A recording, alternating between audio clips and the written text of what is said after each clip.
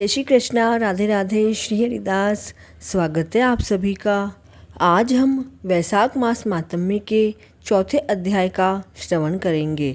इस अध्याय में अन्न, जल तथा कंद मूलों का दान बताया गया है। नारद जी ने कहा, हे राजन, जिस प्रकार दूध से दही और दही से घी श्रेष्ठ होता है, उसी तरह कार्तिक मास से माघ और माघ से वैशाख मास श्रेष्ठ है। इस माह में दान करना बरगद के बीज की तरह बढ़ता है।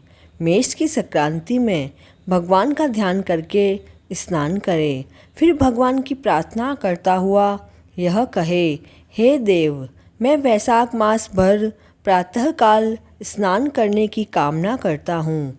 आप इसे निर्विघ्न संपूर्ण करो। हे प्रभो, मेरा अर्घ्य ग्रहण करो। फिर वस्त्र धारण कर श्री विष्णु का फूलों से पूजन करे तथा वैशाख मास का मातम्य सुने। ऐसा मनुष्य करोड़ों जन्मों के पापों से छूटकर मोक्ष पाता है। वैशाख मास में शैया पर सोना, तेल लगाना, कांसे के बर्तन में भोजन करना, घर में स्नान करना, दूसरी बार भोजन करना तथा दिन में सोना, यह सभी वर्जित है। जो मनुष्य इन सब निषेध कर्मों को करता है, वह नरक भोगता है तथा कुत्ते और चांडाल की योनि को प्राप्त करता है। इस मास में मार्ग चलने से थके हुए ब्राह्मण को शैया पर विश्राम कराकर उसके चरण दबाए तथा पाँवों को धोकर चरणामृत ले तो सारे बंधन छूट जाते हैं और तीर्थ स्नान का फल प्राप्त होता है। वैशाख में अन्न तथा जल के दान का बहुत महत्व है। इससे दुख दूर होते हैं।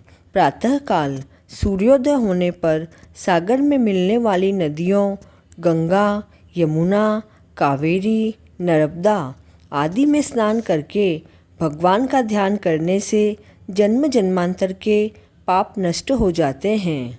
कोई धनी हो या दरिद्र, चाहे पराधीन ही क्यों न हो, उसे जो भी मिल सके वही दीन दुखी को दान देना श्रेष्ठ है।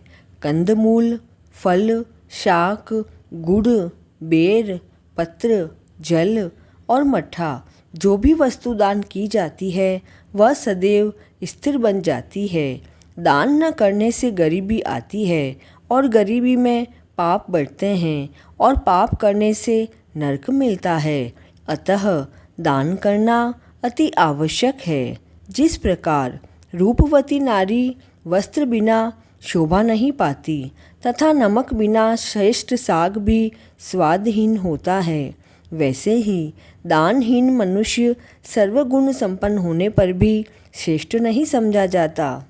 उसी प्रकार वैशाख मास में स्नान दान न करने वाले मनुष्य के किए हुए सभी कर्म व्यर्थ सिद्ध होते हैं। वैशाख मास में की गई तीर्थ यात्रा तथा इस मास में किए गए यज्ञ, तप आदि का फल सर्वाधिक होता है।